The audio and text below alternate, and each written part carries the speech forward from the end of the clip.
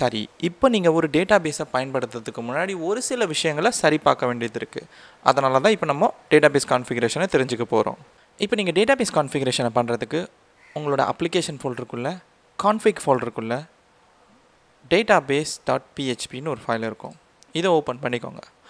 இந்த இடத்துல நீங்கள் பார்த்தீங்கன்னா dbன்ற வேல்யூக்குள்ளே டிஃபால்ட்ன்ற இண்டெக்ஸில் ஏகப்பட்ட அரே வேல்யூஸ் கொண்ட ஒரு அரேவை இங்கே கொடுத்துருக்காங்க.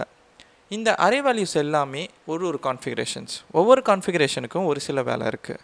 அதில் நீங்கள் முக்கியமான கான்ஃபிகரேஷன் என்ன அப்படிங்கிறத மட்டும் இப்போ முதல்ல தெரிஞ்சுக்கோங்க.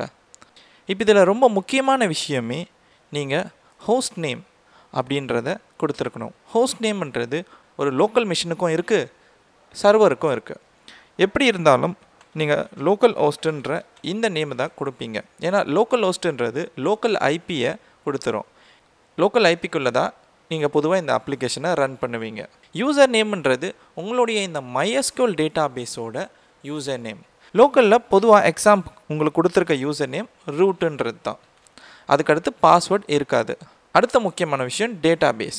இந்த கோடிங்னேட்டர் அப்ளிகேஷனுக்கு எந்த டேட்டாபேஸை நீங்கள் யூஸ் பண்ண போகிறீங்களோ அந்த டேட்டாபேஸோட பெயரை கொடுக்கணும். இப்போ நீங்கள் தெரிஞ்சுக்கிட்ட இந்த 4 கான்ஃபிகரேஷனுமே முக்கியமான ஒரு கான்ஃபிகரேஷன். ஆனால் இங்கே இருக்கிற மொத்த கான்ஃபிகரேஷனையும் நீங்கள் தெரிஞ்சுக்கிறதுக்கு ஆசைப்படலாம். அதனால் இங்கே இருக்கிற ஒவ்வொரு கான்ஃபிகரேஷன் பற்றியும் இப்போ நீங்கள் கூடுதலாக தெரிஞ்சுக்க போகிறீங்க. முதல்ல டிஎஸ்என்.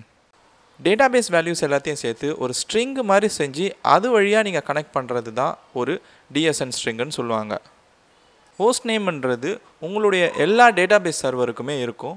அது நீங்கள் உங்களோட கம்ப்யூட்டரில் வச்சுருந்தாலும் சரி, சர்வரில் வச்சுருந்தாலும் சரி. பொதுவாக நீங்கள் யூஸ் பண்ணுற ஹோஸ்ட் நேம் லோக்கல் ஹோஸ்ட்டுன்றது தான். இந்த லோக்கல் ஹோஸ்ட்டுக்கு 127.0.0.1 அப்படின்றதாக தான் இருக்கும். அதோட போர்ட் 80ல் அசைன் ஆகிருக்கும். இந்த ஐபி அட்ரஸுக்கு தான் உங்களுடைய கம்ப்யூட்டரில் இருக்கிற ப்ரௌசராக இருக்கட்டும் அல்லது உங்களுடைய சர்வராக இருக்கட்டும் உங்களுடைய கோடிங்னேட்டர் ப்ராஜெக்டை ரன் பண்ணி காட்டுது. உங்களுடைய டேட்டாபேஸ்க்கான யூசர் நேம், டேட்டாபேஸ்க்கான பாஸ்வேர்ட், டேட்டாபேஸோட பெயர், டிபி டிரைவர். இது கிட்டத்தட்ட ஒரு பஸ் டிரைவர் மாதிரி தான். இது இருக்கிறதால தான் ஒரு கோடிங்னேட்டர் அப்ளிகேஷனால் ஒரு டேட்டாபேஸை அடைய முடியுது. DB prefix. நீங்கள் ஒரே ஒரு டேட்டாபேஸை 2 கோடிங்னேட்டர் அப்ளிகேஷனுக்கு பயன்படுத்தலாம். அப்போ 2 அப்ளிகேஷனும் வெவ்வேறு டேபிள்ஸை பயன்படுத்தும் போது எந்த பிரச்சனையும் வராமல் இருக்கிறதுக்காக பயன்படுத்துறது. இந்த அப்ளிகேஷனுக்கு இங்கே இந்த டிபி ப்ரிஃபிக்ஸ் வச்சிங்கன்னா இன்னொரு அப்ளிகேஷனுக்கு நீங்கள் வேறு ஒரு டிபி ப்ரிஃபிக்ஸ் வைக்கணும். அப்போ தான் 2 வெவ்வேறு டேபிள்களை ஒவ்வொரு அப்ளிகேஷனும் சரியாக எடுத்துக்கும். MySQL டேட்டாபேஸுக்கு தொடர்ந்து கனெக்ஷனில் இருந்துக்கிட்டே இருக்கணும்னு நினச்சிங்கன்னா pconnector ட்ரூன்னு கொடுக்கலாம். இல்லை அப்படி தேவை இல்லைன்னா நீங்கள் ஃபால்ஸ் கொடுத்துடலாம். DB_debug. சில சமயம் டேட்டாபேஸ் எரர்கள்லாம் உங்களுடைய கோடிங்னேட்டர் அப்ளிகேஷனில் தெரிய ஆரம்பிக்கும். ஆனால் ப்ரொடக்ஷனுக்கு போன பிறகு நீங்கள் தெரியக்கூடாதுன்னு நினச்சிங்கன்னா இந்த மாதிரி environment not equal to production கொடுத்துருங்க. அப்படி இல்லைன்னா உங்கள் வெப்சைட்டை யூஸ் பண்ண வர எல்லா யூஸரும் அந்த எரர்ஸை பார்க்க வேண்டியது வரும்.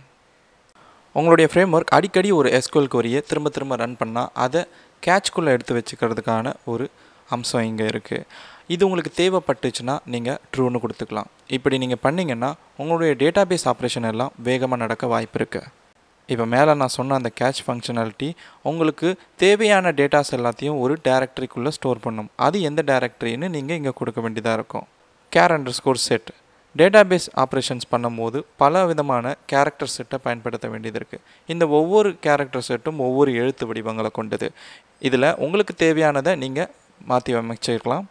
டேட்டாபேஸ் கொலேஷனுங்கிறது நீங்கள் ஸ்ட்ரிங் ஆப்ரேஷன்ஸ்லாம் ஒரு MySQL queryயில் பண்ணும்போது அதுக்கு முன்னாடி ஒரு ஸ்ட்ரிங்கை எப்படி அது அடுக்கி வச்சுக்கணுன்றத ஒவ்வொரு கொலேஷனும் சொல்லும். ஒவ்வொரு கொலேஷனுக்கும் ஒவ்வொரு விதமான முறைகள் இருக்குது. இதில் நம்ம கொடுக்குற ஒரு முறை தான் இங்கே இருக்கிற இந்த டிபி கொலேஷன் கான்ஃபிகரேஷன். ஆனால் ஞாபகம் வச்சுக்கோங்க, இது MySQL மற்றும் MySQL டிரைவரில் மட்டும்தான் நம்ம பண்ணுவோம்.